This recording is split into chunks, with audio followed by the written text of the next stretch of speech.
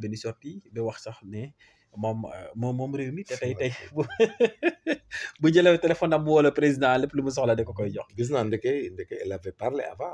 elle avait parlé avant. ndeke gis naa benn vidéo bu mu ne recevoir uñ ko ak. oui nee na boobu léegi recevoir. gis na ñuy décorer avant Daba Fall. une femme nommée Fall xaw ma. oui Fall xaw ma. waaw ne way dañoo dem recevoir ñu waaye ba dem ba di tëkku sax dans 2021 bi muy nangam di wax. muy métti waaw tout à fait. mais finalement. mu ñëw ne réew maa ko moom mais les gens boo luy causé nekk nga moomee réew mi. voilà xam nga loolu mooy problème. loolu mooy vraie question bi nan la moomee réew mi kenn falu ko yow fan nga taxaw ba moom réew mi. wax dëgg yàlla. secondo vraiment bu dee soxla boo am président fajal la ko peut-être kooku sentiment crypto personnel la envers toi. et tout et puis cette dame là ce qu'elle ne comprend pas et ce qu'elle doit comprendre. le procès là. l'affaire de Sweet Beauté là. elle n'a fait que se défendre. elle n'a pas défendu les autres. ah boppam la défendre. boppam la défendre il faut mu clair. parce qu'elle était poursuivie pour des infractions graves et de complicité. Si les faits étaient là et ne s'est pas défendu, mais elle allait prendre la peine, même peine que l'auteur. Bon, Bopom le défendre. Elle n'a pas rendu service parce qu'il faut qu'on défende. Bopom la faire défendre. Ok. Mon Bopom le défendre. Bu yaakaar nag léegi day faire chanter ces gens-là pour ñu am xaalis wala ci am dara mais c'est tant pis pour eux. non mais moom bu waxee ne bu mu nekkee prison Diomaye nekk prison Diomaye da doon wax woo ko mu nekkal naan ko na ngeen def ana. mooy suñu sànni tàcc. waaw mooy moom lañ dese. waaw moom rek lañ dese ça veut dire que xanaa moom position ñoom la doon jàppale xanaa loolu la jàppale. waaw xam nga comme politique la woon. te moom elle se défendait. moom peut-être le président l'a dit dans un sentiment à l'époque. que Diomaye da ko wax pour yaakaar ne mën na changer version. oui tout à fait. c'est-à-dire pour des raisons on ne sait jamais. mais en tout état de cause ils étaient dans des affaires politiques. ils avaient des positions politiques. ce qu'ils ont fait ba rëcc ba léegi. yóbboo kenn nag qu'à la fermer parce que mine de rien bu amee problème ëllëg c'est elle qui retourne en prison. ok parce que elle ne comprend pas que même si elle avait un autre sentiment de dualité avec eux wala cette non satisfaction bay wax. mais en justice quand tu fais une déposition. et que tu changes la version c'est une fausse déposition à l'audience d'une cour. Là-bas, le juge du tribunal même, de la cour même peut te condamner directement sans instruction. Sans ni procédure. Sans audition. Ok. Léegi fi ne nii moom day noppi parce que mënatu fi changer benn version mënatu fi menacer kenn. ba tax mu naan maa moom réew mi. boo xam ji nag day commencer di bari et j'exhorte à ces gens-là. de bien d'être vigilants avec elle. et que la justice aussi quand elle dit des conneries on l'interpelle on l'arrête. parce que aussi ñun tamit mënuñu nangu ci réew mi un jeu d'enfant comme ça du n'importe quoi. c'est du n'importe quoi. c'est du n'importe quoi ce qu'elle a dit parce que elle a trop parlé. et puis elle a nekk c'était pas le début elle avait déjà parlé. mais on lui donne un conseil de la fermer. d'aller faire sa vie et de se taire. parce que li mu dugg nii xamagul fu muy àq ji. te li mu wax nii c'est extrêmement grave Aïda Mbodj daf maa dàq ak recevoir uma mais ça devient grave. et puis Aïda Mbodj est-ce qu'elle est obligée de la recevoir aussi. mais Aïda Mbodj naan ko demal déposer dossier comme ñëpp. Ouais, et puis c'est la bonne procédure. parce que Aïda Mbodj a été prudente même de ne pas la recevoir parce que kii bu ko recevoir woon am benn imprudence de parole wala de fait. mais elle est foutue ah Aïda Mbodj. oui tout à fait. waaw ces genre de personnes là c'est grave ah. et puis kenn xamagul fu mu jëm moom sax ak ñun. parce que ndax denc na dara non c'est une menace. et puis c'est pas décent. mais xam nga aussi le problème de ces militants là. dañoo am problème bu ngar dafa am. parce que au lieu qu'ils pensent que nous avons été des bons militants. mais ñoom ils se considèrent comme des combattants qui ont joué une partition physique. c'est ça le danger. oui c'est ça le danger bu nekk da nga naan dama xeex son gâteau quoi. combat bi ñoom combat lañ ko def. du campagne bi du leen combat. moo tax actuellement nii il appartient aux autorités. de les remettre à leur place ne leen monsieur da ngeen a voté comme tous les Sénégalais. c'est pas vous seul qui avez voté pour nous. il faut arrêter de les recevoir même et de leur faire de se sentir redevable à ces gens-là. Ces gens-là il faut les disloquer hein. parce que au fur et à mesure qu'on monte là ça va aller très mal. ah oui ça va aller très mal hein. parce que dañuy wax rek am na beneen booy bu doon xóore si caab keroog gis naa ko dañuy yëglu quoi. oui tout à fait. waaw dañuy yëglu finalement dañuy dem ba dañuy wax sax loo xam ne. yow da lay yàqal sax indil le problème même du dëgg.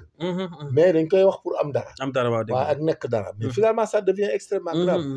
il faut arrêter avec ces gens-là. il faut les laisser aller cultiver la terre aller chercher autre chose. mais le fait d'avoir le sentiment que dañoo def combat beeg ci combat. war nañ am koo gis bu ne ci combat bi laa bokk naa daje naa léegi sax ak benn Modou bu jóge Italie. ma nga na ci combat bi suñu nangam bi ça passe pas. quel combat c'est de la politique.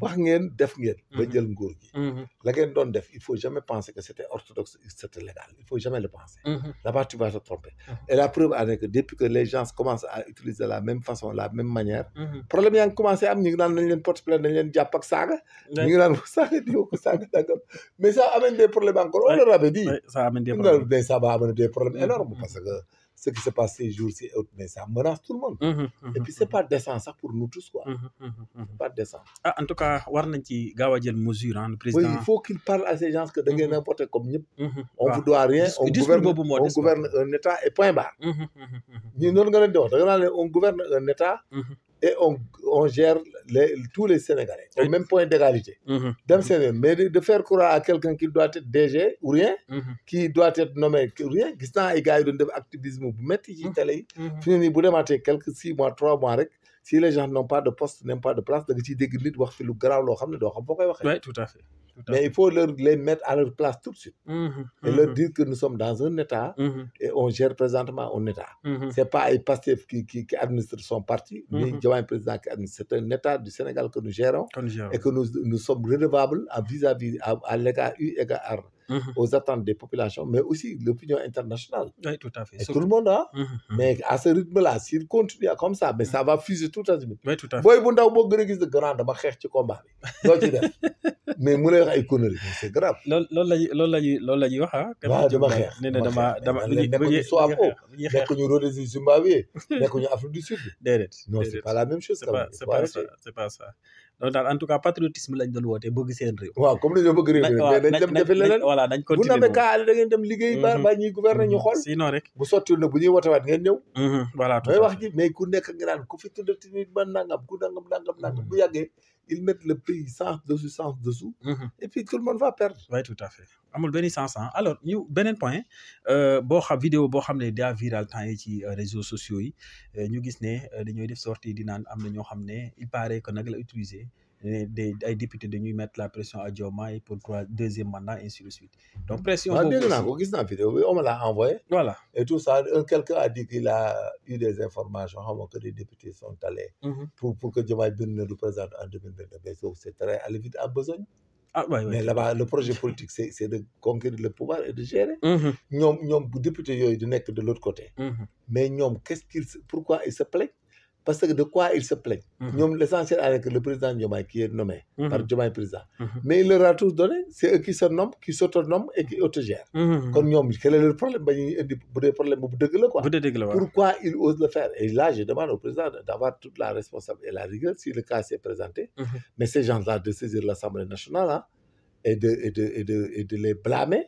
ou bien de les mettre en demeure et si ces gens insistent là il faut demander à ce que mais on peut aller jusqu'à les radier de l'Assemblée parce que c'est illégal de trouver un président de la République dûment élu nga naan ko da ngay démissionner pour que et puis tu nous dis que tu vas pas te présenter c'est du chantage c'est gravissime c'est gravissime chantage la boo ko defee président de la République bu normal mais il vous fait arrêter oui tout à fait si c'est vrai il faut les arrêter et puis pour man loolu aussi réglementation boobu war nañ ci gën parce que président Diomaye nit ñi lu ko neex la nit ñi di wax di ko traité waaw moo loolu la xam nga boo gisee non li amoon bala ñu ñëw la xam nga man tout ce que je disais et tout ce dont je m'opposais c'était le manque de respect énorme de ces gens-là de beaucoup de ces gens envers les institutions étatiques de l'État le président de la République la justice la gendarmerie la police boobu temps les paroles acerbes les paroles virulentes insolentes yi nga daan teg